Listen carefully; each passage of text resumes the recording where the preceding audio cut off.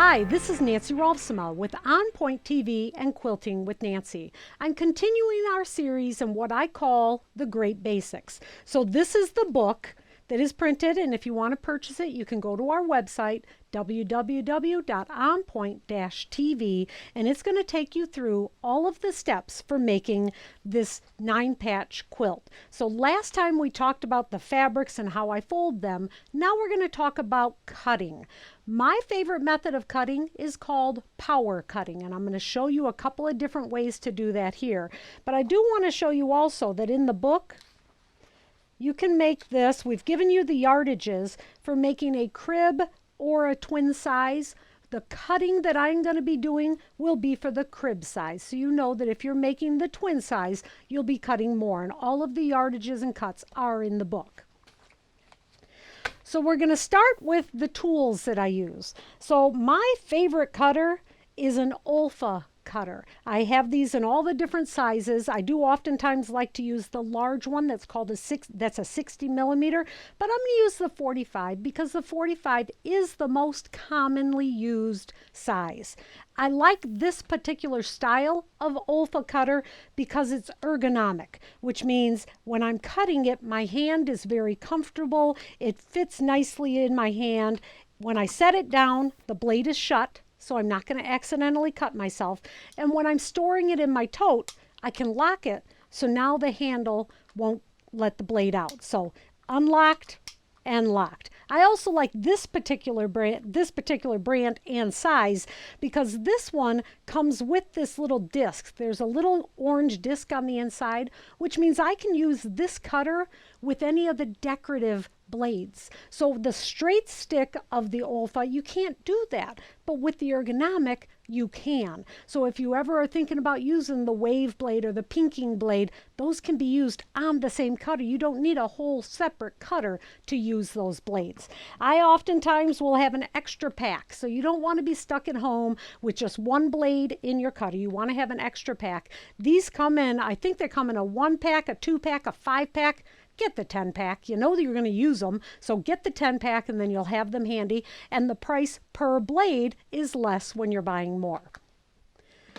Next is going to be our rulers and our mats. So this is going to be an Olfa mat. This is a self-healing mat. And what I like about it is it has lines on one side, and then it has the side with no lines. And this is the side that I'm going to use. I recommend that you turn your mats over because the cutting is not done with the lines on the mat. The cutting is done with the lines on your rulers, which brings me to my rulers.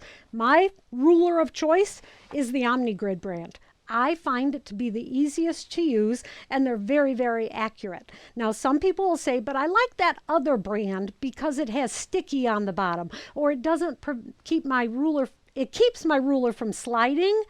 I want my rulers to have a little bit of slide. I'm going to show you how to hold your ruler so that it won't move and give you a few other tips so that if you choose to use the OmniGrid, you won't have to worry about whether or not it's sliding or not. These are the most popular sizes, and these would be the two sizes that I recommend you go out and get first. First is the 6x24, but in modern days, it's a 6.5. It used to only be 6x24, and about, I don't know, a few years ago, the manufacturers all decided to add that extra ½ inch. It's a great little add-on. Keep in mind that when you have that extra ½ inch, that extra ½ inch always has to be in your left hand if you're a right-hander, or in your right hand if you're a left-hander. So it's really important to know where that is at all times. And then the 12.5. The 12.5 can seem a little big for little things, like let's say you're squaring up a 6-inch block, but it can square up a 6-inch block and a 12.5-inch block. Since 12.5 is the most common block size in quilt making, it's certainly not the only size, but it really is the most common, the 12.5 really makes sense. The reason I like the 12.5 so much is because it gives me a lot of space to do what I call power cutting. And when we come back, I'm going to take you through those steps. The next tool I'm going to use is called glow tape. Now this is a tape, it's a static cling tape, and it's made by OmniGrid, and it's really helpful when you're doing things like power cutting and squaring up blocks. So for this, I need to cut 2.5-inch strips. So I have taken the glow tape, and on the back of the ruler, I put the tape so that from the edge to the edge of the tape is 2.5 inches. And then I need to add more of those to it for the power cutting technique. So I have this tape on 2.5, 5, 7.5, and I'm going to put one more piece at the 10-inch. So the glow tape comes in 3 different colors, so use the one that works best for you. But I got to tell you, I lose these rolls before I've ever used up one of these rolls. There's plenty on there. You could even share with your friends. I'm going to place the tape so that it is on the 10-inch line of my ruler. And cut off a little end. Flip it over, and then just cut those little tabs off. Now my ruler is set up to power cut 2.5-inch strips. So here's the fabric that I'm using. And I talked to you last time about why I fold my fabric this way. This is going to make it so that when I unfold it like this, it's ready for me to cut. Now I'm going to first cut just one strip so you can see just the basics. So this is my center of my 9 patch. This is the center square, and I just need one strip of this. The first thing we need to do is place the ruler down so that there is a straight edge of the ruler is on the fold of the fabric. So here's my selvage and my single fold up at the top. At the bottom is the fold of the fabric. Line up so that there's a horizontal line of the ruler on that fold. And there should be about 1/4 of an inch here because I want to square this up. Do make sure that you've got all 4 layers of the fabric there. Place your hand at the edge of the ruler, so it's maybe about 1/2 inch from the edge, and my fingers are about 2 inches from both the top and the bottom. So center your hand. Don't put your palm down. If you put your palm down, it can lead to sliding. And I talked to you about how I want to teach you not to slide. That's the first thing. Keep your hands up on the fingertips. Now, some of you might be thinking, but that still isn't going to, it's just not going to be enough. I know that I'm going to slide. Consider moving to a shorter table. Now I know that we like our craft tables to be a little bit higher so that it's not so painful on our back. Some people have back problems and stuff, but if you are the slightest bit vertically challenged, you definitely need to go down on the sides. So this, I am about 5'7" now. I used to be 5'8", but I'm shrinking as I age. This table is what most people would consider the perfect craft table height. So for me, this works great. But as you get older, and we all are going to get older, you're going to lose arm strength. No matter how much you work out, you're still going to lose arm strength. So holding the ruler will get a little bit harder. So as you see when I'm cutting, my elbow is actually bent here. So I am using the arm muscles to hold the ruler down. Well, if you don't have much arm muscles, it might be hard to hold that ruler down. So that's why you can go to a lower surface. Then you can lean forward, and your body weight will help hold the ruler down. So just a couple of things to try so that you're getting a nice secure feel with your ruler and it's not sliding on you. So again, I'm going to line up a horizontal line of the ruler on the fold, place my hand about 1/2 inch from the edge, and take my blade. I'm not going to lock it open. I'm just going to squeeze it as I go and keep my finger on this little grid thing here at the top. Starting with my ruler below the fabric, I push down and toward the ruler at the same time. As I get to the top, let the blade go and then test your cut. Did I get a clean cut? I did get a clean cut. If it is not a clean cut, because you have left your hand in place, you can get your blade and finish that cut. If you lift your hand, you're going to have to start a whole new cut again. You'll never quite get it lined up. I don't know why lifting your hand makes that big of a difference, but it does. After we've done our square cut, now we want to spin the fabric around. So now that square straight line that I made is on my left-hand side. I'm going to use my ruler. That extra 1/2 inch of the ruler is in my left hand. And I'm going to line that straight edge up right at that 2.5 inch line. I've got my glow tape right there telling me where the 2.5 inch line is. My hand again is a 1/2 inch from the edge, down and toward the ruler at the same time. Shut my blade, my cut is good. So now I have one strip that's 2.5 inches, and it doesn't have that W in it.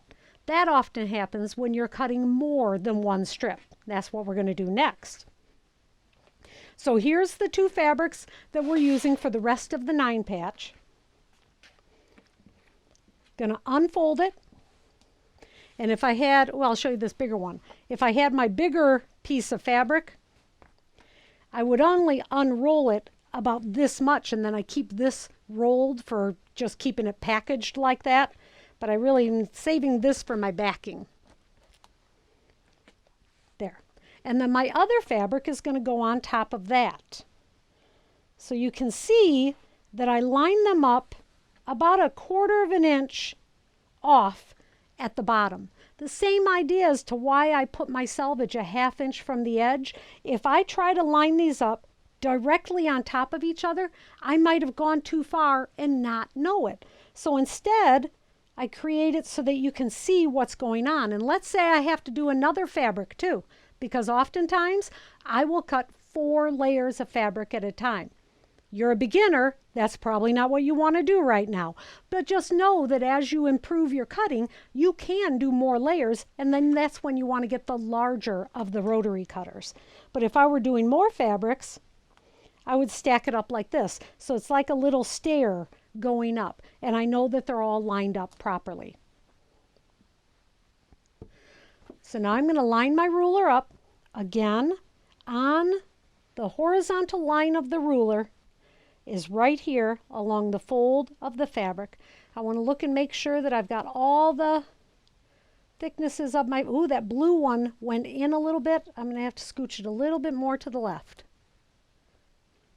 There, now I have all the thicknesses of fabric. My hand again about 1/2 inch from the edge, and my blade down and toward the ruler at the same time. I've got a clean cut. I'm going to turn that around. Now my straight edge is on my left hand side, and that fold is now at the top, and the selvages are down here near me. Now I'm going to do power cutting. Now if you were not doing power cutting, you would line this up at 2.5 and make the cut. Then you would line this up at 2.5 and make the cut. Then you would continue down until you made all of your cuts. The problem with that is it's kind of like making a copy of a photo on a copy machine. If you make one copy of a photo on a copy machine, the first photo's pretty good. You can go, yeah, I can see some, it's not as great as the original, but it's pretty close. But if you then take that copy and make a copy of it, that picture, you're going to start to notice that it's just not as nice as the original. And it continues to get worse as you make more copies of a copy. That's what happens when you make cuts. If I make this cut and then I'm using the copy of that cut for my next cut, it cannot be as accurate as my first one. And that's why when you get to about the 4th cut and you make the cut and you open that strip, you might have the fabric might be caught making like what looks like a little W. So power cutting means you're not going to run into that. So I need 4 2.5 inch strips for this quilt. So I've got 1 at 2.5, then at 5, 7.5, and 10. So I'm going to line up at the 10 inch of my ruler. I also can look up here to the top and see that horizontal line is running very straight and true also. So starting here, hand about 1/2 inch from the edge, and make my cut. Clean cut. Now I'm going to slide the ruler to the left, which is one reason I don't want my rulers to have any sticky to them. I want them to be able to slide. And 2 more times, and I will have all I need for this quilt. Power cutting is not just more accurate, but it's more efficient. I'm saving time. Why do I want to save time? Because I want to make more quilts. So if I can make my steps be more efficient, it'll help me be able to make more quilts. I need to use up some of that fabric I have in my stash. So there is my fabrics cut with power cutting. Just for fun, let's put our design together. So we have blue, white, and blue. Then white, white, green. We're going to put a center in our 9 patch. Whoops, white. And then the blue, the white, and the blue again. So that's what our 9 patch is going to look like. When we come back next time, I'm going to take you through the steps of making a perfect scant, or as perfect as you can get, scant 1/4 inch seam allowance, and then piecing our 9 patch block. If you haven't subscribed yet, please subscribe to our channel. If you have any questions, you can contact me at quiltingwithnancy@gmail.com. If you want to purchase the book or things like my fun pincushion, you can find those on OnPoint-TV. And if you're wanting to purchase any of the tools that I'm using, you can go to firesidequilts.com. Have a great day.